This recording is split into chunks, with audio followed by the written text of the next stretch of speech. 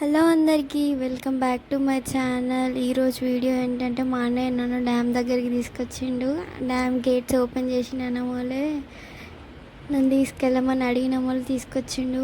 ఈ వ్యూ అయితే మస్తు ఉంది. నేను ఫస్ట్ టైం చూస్తున్నా. కరీంనగర్ చాలా దగ్గర ఉన్నా కానీ ఏ రోజు నేను డ్యామ్ గేట్స్ ఓపెన్ చేసినప్పుడు చూడలేదు. ఫస్ట్ టైం చూస్తున్నా. ఫుల్ ఎగ్జైటెడ్ ఉండే నేనైతే.